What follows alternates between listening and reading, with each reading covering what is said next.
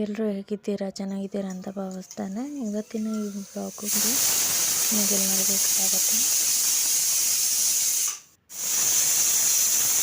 ರೊಟ್ಟಿ, ಚಪಾತಿ ಅಥವಾ ಬೇರೆ ಏನಾದರೂ ಬಕರಿ ಅಂತಾರಲ್ಲ ಆ ಥರ ಅಕ್ಕಿ ರೊಟ್ಟಿ, ಈ ಥರ ಡಿಶಸ್ಗಳಿಗೆ ಸೂಟಬಲ್ ಆಗಿರುವಂಥ ಒಂದು ರೆಸಿಪಿನ ನಾನು ಮಾಡ್ತಾಯಿದ್ದೀನಿ. ಆ್ಯಕ್ಚುಲಿ ಪನ್ನೀರ್ ಜೊತೆಗೆ ಮಾಡಬೇಕು ಅಂತ ಇತ್ತು, ಪನ್ನೀರ್ ಇರಲಿಲ್ಲ. ಹಾಗಾಗ್ಬಿಟ್ಟು ನಾನಿಲ್ಲಿ ಆಲೂಗಡ್ಡೆ ಯೂಸ್ ಮಾಡ್ತಾಯಿದ್ದೀನಿ. ಆಲೂಗಡ್ಡೆ ಮತ್ತು ಹೆಸರು ಕಾಳು ಕಾಂಬಿನೇಷನಲ್ಲಿ ಮಾಡುವಂತಹ ಸಿಂಪಲ್ ರೆಸಿಪಿ ಇದು. ತುಂಬ ಟೇಸ್ಟಿಯಾಗಿರುತ್ತೆ, ಸ್ಟ್ರಕ್ಚರು ತುಂಬಾ ಚೆನ್ನಾಗಿರುತ್ತೆ. ಪನ್ನೀರ್ ಇಲ್ಲದೆ ಇದ್ದಾಗ ಗೆಸ್ಟ್ ಯಾರಾದರೂ ಬರ್ತಾ ಇದ್ದಾರೆ ಮನೆಗೆ ಅಂದರೆ ಈ ಥರ ಒಂದು ಡಿಶ್ಶು ಮಾಡಿದರೆ ತುಂಬಾ ಚೆನ್ನಾಗೂ ಇರುತ್ತೆ, ಟೇಸ್ಟಿಯಾಗಿರುತ್ತೆ.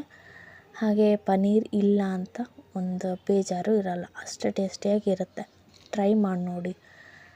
ಹೆಸರು ಬೇಳೆನ ಮತ್ತು ಆಲೂಗಡ್ಡೆನ ಬೇಯಿಸ್ಕೊಂಬಿಟ್ಟು ಡ್ರೈ ಬೇಯಿಸ್ಕೊಬೇಕು, ಜಾಸ್ತಿ ನೀರಿರಬಾರ್ದು. ಆ ನಂತರ ಸ್ವಲ್ಪ ನಿಂಬೆಹಣ್ಣು, ಉಪ್ಪು ಹಾಗೆಯೇ ಮೆಣಸಿನ್ಕಾಯಿ ಹಾಕ್ಬಿಟ್ಟು ಅದನ್ನು ಗ್ರೈಂಡ್ ಮಾಡ್ಕೊಳ್ಬೇಕು.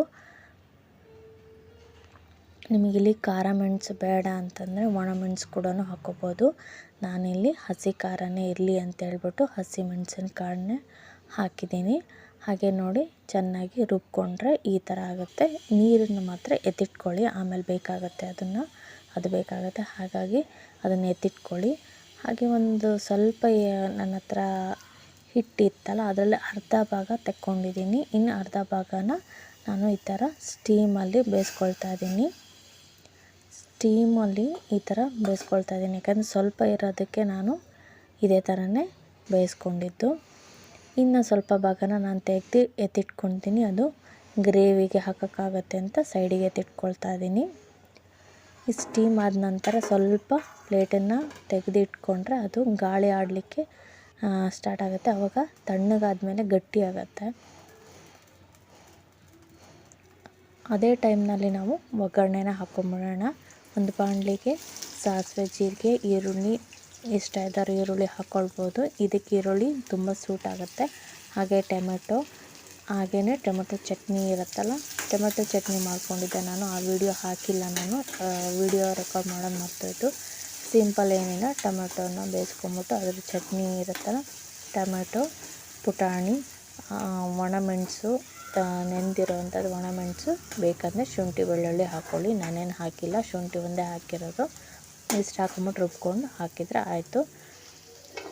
ಚೆನ್ನಾಗಿ ಬೆಂದಿದ ನಂತರ ನಾವು ಸ್ವಲ್ಪ ಇಟ್ಕೊಂಡಿರ್ತೀವಲ್ಲ ನೀರು, ಹೆಸರು ಬೇಳೆದು, ಅದನ್ನ ನೀರನ್ನು ಹಾಕ್ಕೊಳ್ಬೇಕು. ಹಾಗೆಯೇ ಸೈಡಿಗೆ ಇಟ್ಟಿದ್ನಲ್ಲ, ಅರ್ಧ ಭಾಗ ತೆಕ್ಕೊಂಡಿಟ್ಟಿದ್ನಲ್ಲ, ಅದು ಕೂಡ ಗ್ರೇವಿ ಜೊತೆಗೆ ಮಿಕ್ಸ್ ಮಾಡಬೇಕಾಗುತ್ತೆ. ಅದು ಗಟ್ಟಿಯಾಗಿರೋದ್ರಿಂದ ನಾವು ಸ್ವಲ್ಪ ಪುಡಿ ಮಾಡಿಕೊಂಡು ಹಾಕೋದು ಒಳ್ಳೆಯದು. ಚೆನ್ನಾಗಿ ಸ್ಮ್ಯಾಶ್ ಆಗಿರುತ್ತಲ್ಲ, ಅದಕ್ಕೆ ಗಟ್ಟಿಯಾಗಿಬಿಡುತ್ತೆ. ನೀಟಾಗಿ ಗ್ರೇವಿ ಸ್ಟ್ರಕ್ಚರ್ ಬರೋ ಹಾಗೆ ಎಲ್ಲದು ಬಿಡಿಸ್ಕೊಂಡು ನೀಟಾಗಿ ಕಲಿಸ್ತಾ ಇರಬೇಕು. ಆವಾಗ ಗಂಟಾಗಲ್ಲ. ಆಮೇಲೆ ತಳ ಹತ್ತೋ ಚಾನ್ಸಸ್ಸು ಜಾಸ್ತಿ ಇರುತ್ತೆ. ನೋಡ್ಕೊಂಡು ಕೈ ಆಡಿಸ್ತಾ ಇರಿ. ಅದಕ್ಕೆ ಬೆಲ್ಲ ಮತ್ತು ಖಾರ ಪುಡಿ ಬೇಕು ಅಂತಂದರೆ ಹಾಕ್ಕೊಳ್ಳಿ. ಆಮೇಲೆ ಮಸಾಲೆ ಪುಡಿ, ನಿಮ್ಗೆ ಯಾವುದಾದ್ರೂ ಮಸಾಲೆ ಪುಡಿ ಹಾಕ್ಕೋಬೋದು. ಚಾಟ್ ಮಸಾಲ ಬೇಡ, ಗರಂ ಮಸಾಲನೇ ಹಾಕ್ಕೊಳ್ಳಿ. ಕಸೂರಿ ಮೇಥಿ ಬೇಡ, ಇದಕ್ಕೆ ಕಸೂರಿ ಮೇಥಿ ಹಾಕಲ್ಲ. ಇದು ನೋಡಿ, ಸ್ಟೀಮ್ ಆದ ನಂತರ ಸ್ವಲ್ಪ ಒಂದು 5 ನಿಮಿಷ ಬಿಟ್ಟಾದಮೇಲೆ ಕಟ್ ಮಾಡಬೇಕಾಗತ್ತೆ. ಪನ್ನೀರ್ ಸ್ಟ್ರಕ್ಚರಲ್ಲೇ ಬರುತ್ತೆ ಅದು. ಅದನ್ನು ನೀವು ಡೈರೆಕ್ಟು ಗ್ರೇವಿಗೆ ಹಾಕೋಗಿಲ್ಲ, ಎಣ್ಣೆಯಲ್ಲಿ ಸ್ವಲ್ಪ ಫ್ರೈ ಮಾಡಿಬಿಟ್ಟು ಆ ನಂತರ ಹಾಕೋದು ಒಳ್ಳೆಯದು. ಯಾಕಂದರೆ ಕ್ರಿಸ್ಪಿನೆಸ್ಸು ತುಂಬ ಚೆನ್ನಾಗಿ ಬರುತ್ತೆ ತಿನ್ನಬೇಕಾದ್ರೆ. ಗ್ರೇವಿಗೆ ಅದನ್ನು ಹಾಕಬೇಕು. ಗ್ರೇವಿ ಚೆನ್ನಾಗಿ ಕುದಿಬೇಕು. ಕುದಾದಮೇಲೆ ಒಲೆ ಆಫ್ ಮಾಡಿಬಿಟ್ಟು ಒಂದು 2 ನಿಮಿಷ ಬಿಟ್ಟು ಆಮೇಲೆ ಇದನ್ನು ಹಾಕಿ. ಆವಾಗೇನಾಗುತ್ತೆ ಅಂದರೆ ಇದು ಕೇಕ್ ಪೇಡ ಅಂತಾರಲ್ಲ, ಅದು ಕರಗೋಗಲ್ಲ. ಇಲ್ಲಾಂದರೆ ಬಿಸಿಗೆ ಕರಗೋಗ್ಬಿಟ್ಟು ಮತ್ತೆ ಸ್ಮ್ಯಾಶ್ ಆಗಿಬಿಡುತ್ತೆ. ಹಾಗಾಗಿ ಇದು ಗ್ರೇವಿನ ಏನು ಮಾಡಬೇಕು, ಚೆನ್ನಾಗಿ ಕುದಿಸಿ ಆಮೇಲೆ ಒಂದು 2 ನಿಮಿಷ ಬಿಟ್ಟು ಆನಂತರ ಇದನ್ನು ಹಾಕ್ಬಿಟ್ಟು ಸರ್ವ್ ಮಾಡೋಕೆ ಕೊಡಬೇಕು. ತುಂಬ ಟೇಸ್ಟಿಯಾಗಿರುತ್ತೆ. ಪನ್ನೀರು ಇಲ್ಲ ಅಂತ ನಿಮ್ಗೆ ಫೀಲೇ ಆಗೋಲ್ಲ, ಅಷ್ಟು ಟೇಸ್ಟಿಯಾಗಿರುತ್ತೆ. ಟ್ರೈ ಮಾಡಿ ನೋಡಿ. ರೊಟ್ಟಿ, ಚಪಾತಿ ಹಾಗೆ ಮತ್ತು ಅಕ್ಕಿ ರೊಟ್ಟಿ, ಇದಕ್ಕೆಲ್ಲದಕ್ಕೂ ಸೂಟ್ ಆಗುತ್ತೆ. ತುಂಬ ಟೇಸ್ಟಿಯಾಗಿ ಬರುತ್ತೆ. ಪರೋಟಾಗಂತೂ ಸೂಪರ್. ಟ್ರೈ ಮಾಡಿ ನೋಡಿ. ಈಸಿ ಇದೆ ರೆಸಿಪಿ. ಹೆಸರು ಬೇಳೆ ಎಲ್ಲರ ಮನೆಯಲ್ಲೂ ಇರುತ್ತೆ ಆಲೂಗಡ್ಡೆ, ಎಲ್ಲರ ಮನೆಯಲ್ಲೂ ಇರುತ್ತೆ. ಟ್ರೈ ಮಾಡಿ ನೋಡಿ.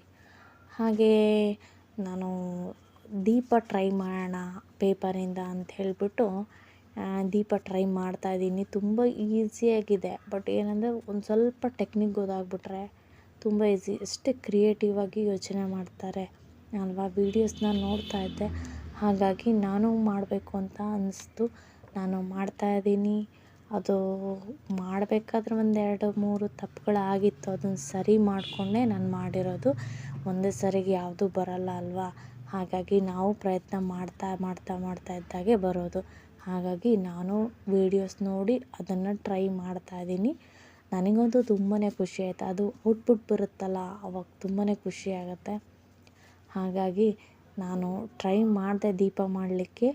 ತುಂಬ ಚೆನ್ನಾಗಿ ಬಂತು. ಒಂದು 5-6 ದೀಪ ಮಾಡಿಬಿಟ್ಟು ಡೆಕೋರೇಷನಿಗೆ ಇಡೋಣ ಅಂತ ಮಾಡ್ತಾಯಿದ್ದೀನಿ. ನೀವು ಏನಾದರೂ ಕ್ರಿಯೇಟಿವ್ ಆಗಿ ವೀಡಿಯೋಸ್ ಎಲ್ಲ ನೋಡಿ ಮಾಡಬೇಕು ಅಂತ ಅನಿಸುತ್ತಾ ನಿಮಗೂ? ಅಥವಾ ಡೆಕೋರೇಷನ್ನಿಗೆ ಏನಾದರೂ